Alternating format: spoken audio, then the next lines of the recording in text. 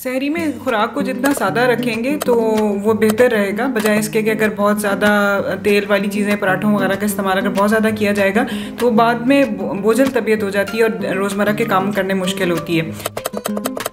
जो 50+ लोग हैं उनमें मैं ये कहना चाहूँगी कि अक्सर ऐसे लोग बहुत ही ट्रेडिशनल खाने, मुरगन, निहारी, सिरी पाए, मगज़, इस तरह की चीज़ें पसंद कर रहे हैं। लाहौरी जैसे खाने वो बहुत पसंद कर रहे होते हैं, तो उससे मैं कहूँगी कि इज्तनाब करें। इतने मुरगन खाने की ज़रूरत नहीं है। खुराक को ज़रा सादा रखें। घर का बना हुआ कोई भी रोटी सालन जो है वो उस तरह से इस्तेमाल कर सकते हैं। उसके अंदर जो भी घर में इंग्रेडिएंट्स डलते हैं, बस उसमें तेल का इस्तेमाल बहुत ज़्यादा ना किया जाए। ज़्यादा ओवर ईटिंग की वजह से ज़ाबियत का शिकार हो गए तब भी बार बार प्यास लगेगी रोज़े के दौरान। डीप फ्राइड जितनी भी चीज़ें हैं वो सेहत के लिए नुकसानदेह साबित हो सकती हैं। उसके अंदर ट्रांस फैट्स की मिकदार बढ़ जाती है जो कि दिल की बीमारियां करने में, मैदे की बीमारियां करने में, कैंसर करने में सर फहरिस्त है। और वर्ल्ड हेल्थ ऑर्गेनाइजेशन ने ट्रांस फैट्स को बैन करने के लिए कहा है कि ये ना ली जाएँ, बिल्कुल खुराक में ना ली जाएँ। और वो रोज़ उनका इस्तेमाल करना और इफ्तारी में ऐसे खाली पेट जब आपको बहुत ही ग़िज़ाइयत भरी खुराक की ज़रूरत है तो ये सख्त सेहत के लिए सख्त नुकसानदेह साबित हो सकता है। रेगुलर प्लीज़ ना लीजिए।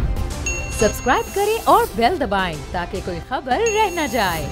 अस्सलाम वालेकुम नाज़रीन, मैं हूं आपका मेज़बान हसन ज़फ़र और आप देख रहे हैं बोल न्यूज़। नाज़रीन, हमारे साथ डाइटिशियन शिफा अली मौजूद हैं जो कि इत्तेफाक हॉस्पिटल में 12 साल से अपनी खिदमत सर अंजाम दे रही हैं। इनसे बात करेंगे कि सहरी में हमारी जो पराठे, लस्सियाँ और इस तरह की चीज़ें यूज़ करते हैं और इफ्तारी में पकोड़े, समोसे और मतलब ऑयली चीज़ें यूज़ करते हैं, ये करनी चाहिए या नहीं करनी चाहिए और इसके अलावा क्या यूज़ किया जा सकता है। अस्सलाम वालेकुम। जी वालेकुम सलाम। अच्छा, मुझे बताइएगा कि सहरी की तरफ अगर हम जाएं तो सहरी में हमारी पाकिस्तानी अवाम पराठे और लस्सी वगैरह ये चीज़ें यूज़ करते हैं, तो क्या चीज़ लेनी चाहिए सहरी के टाइम पे? सहरी में खुराक को जितना सादा रखेंगे तो वो बेहतर रहेगा, बजाय इसके कि अगर बहुत ज़्यादा तेल वाली चीज़ें, पराठों वगैरह का इस्तेमाल अगर बहुत ज़्यादा किया जाएगा तो बाद में बोझल तबीयत हो जाती है और रोज़मर्रा के काम करने मुश्किल होती है।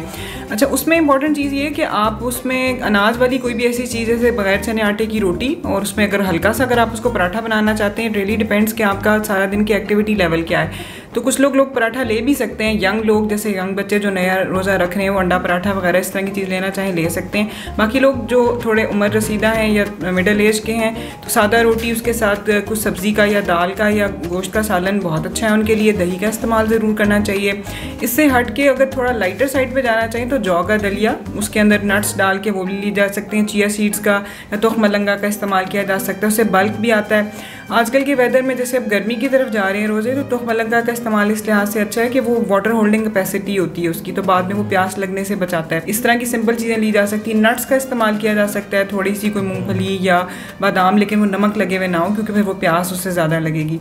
सादा रखिए उसको। फल भी कुछ लोग इस्तेमाल कर सकते हैं और ख़ुराक जितनी आप बोझल अपने पेट को कर लेंगे तो बाद में प्रॉब्लम में आएंगे।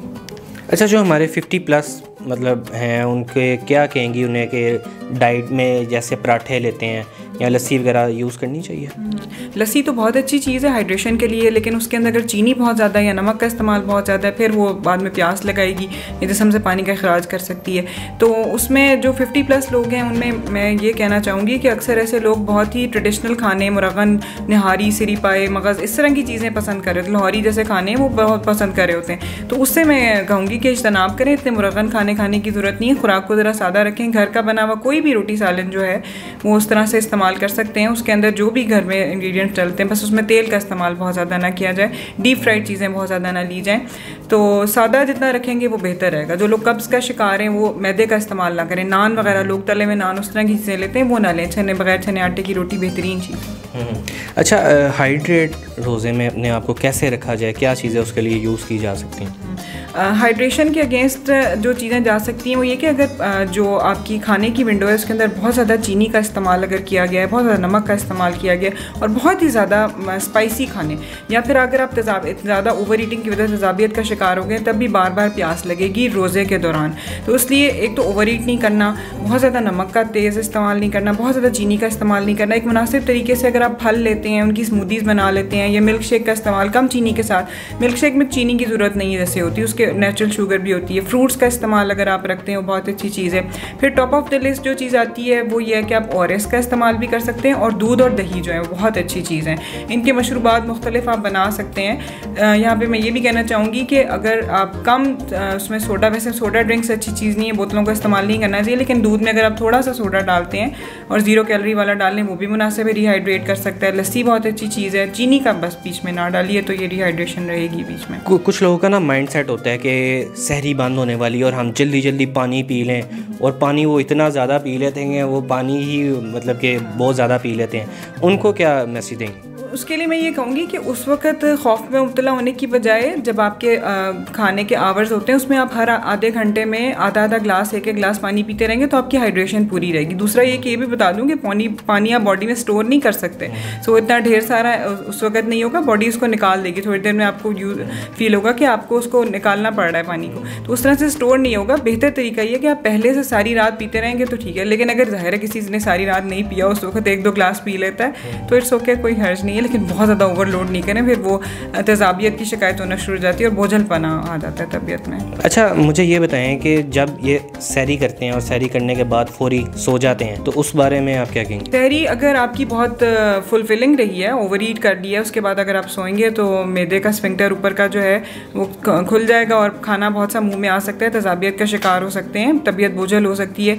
कई दफ़ा इस वक्त रूटीन में हमें इस वक्त खाने की आदत नहीं होती, तो आप उस वक्त जब इतना ज़्यादा खा के सोते हैं तो बहुत से लोग उठ के कहते हैं कि हमारे सर में दर्द हो रहा है, हमें तेज़ाबियत हो रही है। तो उसके लिए एक बेहतरीन तरीका तो यही है कि आप सहरी करते ही फ़ौरन साथ पे नमाज़ पढ़ के फ़ौरन ना सोएं, तो नमाज में थोड़ा कुछ ज़्यादा क़याम कर लें, कुछ अच्छी लंबी या कुरान पाक पढ़ें या थोड़ा सा चहलकदमी कर लें, उस वक्त वॉक कर लें, थोड़ा खाना नीचे हो जाए तो उस वक्त उसके बाद सो सकते हैं। अगर आपको बाहर बाकी सारे दिन में अगर टाइम नहीं मिलता सोने का तो मुनासिब तो ये कि उसके बाद जागे रहें, लेकिन अगर नींद नहीं पूरी हो रही तो फिर सहरी को थोड़ा सा हज़म करके फिर सोने की तरफ जा सकते हैं। बॉडी को रात के वक्त रेस्ट देना जो है वो इसलिए ज़रूरी है कि उस वक्त बॉडी अपने आप को रिपेयर करती है, अंदर से बहुत चीज़ें खुद से ठीक हो जाती हैं जब आप डीप स्लीप मोड में रात के वक्त जाते हैं। सारी रात मैं बिल्कुल इसको रिकमेंड नहीं करूँगी। आप लोग तरावी के बाद कुछ अगर सो लेते हैं कुछ 4-5 घंटे तो वो ज़्यादा मुनासिब बात है, वो नींद रात की लेना बहुत ज़रूरी है।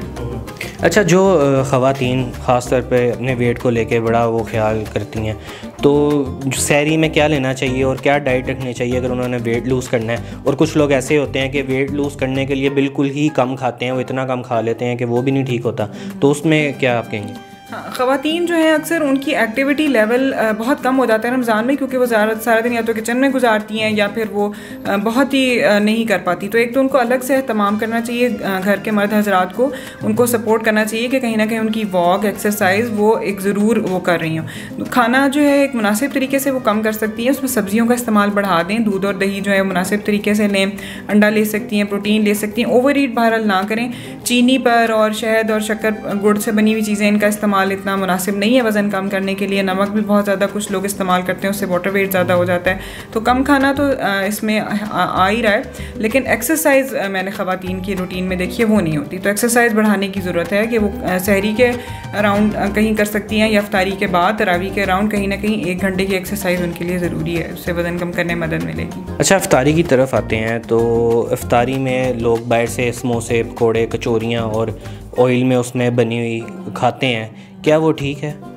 नहीं, डीप फ्राइड जितनी भी चीज़ें हैं वो सेहत के लिए नुकसानदेह साबित हो सकती हैं, क्योंकि उसके अंदर एक तो ऐसा तेल इस्तेमाल होता है जो बार बार इस्तेमाल हुआ है, उसके अंदर ट्रांस फैट्स की मिकदार बढ़ जाती है जो कि दिल की बीमारियां करने में, मैदे की बीमारियां करने में, कैंसर करने में सर फहरिस्त है। और वर्ल्ड हेल्थ ऑर्गेनाइजेशन ने ट्रांस फैट्स को बैन करने के लिए कहा है कि ये ना ली जाएँ, बिल्कुल खुराक में ना ली जाएँ, और वो रोज़ उनका इस्तेमाल करना और इफ्तारी में ऐसे खाली पेट जब आपको बहुत ही ग़िज़ाइयत भरी खुराक की ज़रूरत है तो ये सख्त सेहत के लिए सख्त नुकसानदेह साबित हो सकता है। इसमें पकौड़े जो हैं सब्ज़ी के बने हुए, घर में बने हुए, जिसमें हमने री फ्राई ऑयल नहीं किया, वो कभी कभी हफ्ते में 1-2 बार इस्तेमाल किए जा सकते हैं। बाहर की जो कचौरियाँ और मैदे से बनी हुई चीज़ें हैं सेहत के लिए मुनासिब नहीं है, जितना कम इनका इंटेक आप रख सकते हैं उतना रखें, बस चखने की हद तक कभी कभी हो सकता है, वरना रेगुलर प्लीज़ ना लीजिए। अच्छा, जो नौजवान हमारे इफ्तारी के फौरी बाद सिगरेट पीना स्टार्ट कर देते हैं, क्या वो डाइट पे इफ़ेक्ट करता है? हाँ, सिगरेट पीना जो है वो किसी भी सूरत सेहत के लिए मुनासिब नहीं है, डाइट पे बिल्कुल इफ़ेक्ट करता है। उसके साथ आपके मैदे के बहुत से जो फंक्शन है, मैदे का फेल कमज़ोर पड़ता जाता है। इसी तरह फेफड़े जो हैं वो भी इवेंचुअली बहुत उनका अच्छा फंक्शन फेल नहीं रहता, क़ुव्वत मुदाफ़िज़त को कमज़ोर करती है ये चीज़, तो ऐसे लोग बाद में इन द लॉन्गर रन बहुत सी बीमारियों का शिकार हो सकते हैं। और खाना हज़म करने में और आंतों के फेल पे उस वक्त नौजवानों को जो भी लगता हो, लेकिन आखिर आहिस्ता आहिस्ता उसको स्लगिश करता है, स्लो करता है, आंतों के फेल को भी ये स्मोकिंग अफेक्ट कर सकती है। तो मेरी गुजारिश इस सिलसिले में यही होगी कि इससे परहेज़ ही किया जाए तो बेहतर है। जी नाज़रीन, आपने शिफ़ा अली डाइटिशियन हमारे साथ मौजूद थी, इनकी गुफ्तगू मुलाहिज़ा की। इसके साथ ही अपने मेज़बान एहसन ज़फ़र को दें इजाज़त। अल्लाह हाफ़िज़। तो नज़र आ रहा है सामने लिखा हुआ है जुल्म मिटने के लिए 2 चीज़ों से मिटेगा भाई। एक, अदल की कुर्सी पे जो लोग बैठते हैं ना, वो अदल के हिसाब से फैसले करने लगे। दूसरा, कौम निकल खड़ी उस जुल्म के खिलाफ, तो जुल्म खत्म हो जाएगा। या इन दोनों में से कोई एक चीज़ हो जाए या दोनों हो जाए। अगर 420 का मुकदमा था, उस वक्त अदलिया में जो लोग बैठे हुए केस देख रहे थे, वो पूछते ना यार चीट हुआ कौन है। जब उनको दिखता कोई चीट नहीं हुआ, केस खत्म कर देते। तो जालिम जुल्म कर ही नहीं पाता। 9 जजेस ने नोट बिफोर किया मेरे केस को यार, 1.5 साल चला। शख्सी जमानत का केस, सेम केस इस्लामाबाद में कर दिया। एक ही इल्जाम पे 2 केस हो नहीं सकते भाई। मतलब 60 दिन का वक्त होता है, 102 दिन के बाद मैं जीत गया, केस बरी हो गया, 102 दिन के बाद अपील फाइल की, एक्सेप्ट कर ली। नहीं करते ना एक्सेप्ट, खत्म हो जाता ना जुल्म यार। भरी अदालत में मुझे बरी कर दिया, फिर पता नहीं क्या हुआ, 2.5 घंटे बाद का नोट बिफोर, मैं नहीं सुनता ये केस।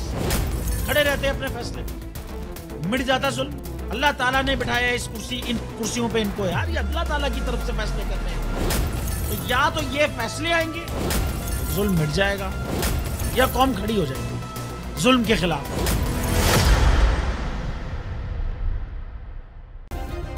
सब्सक्राइब करें और बेल दबाएं ताकि कोई खबर रह न जाए।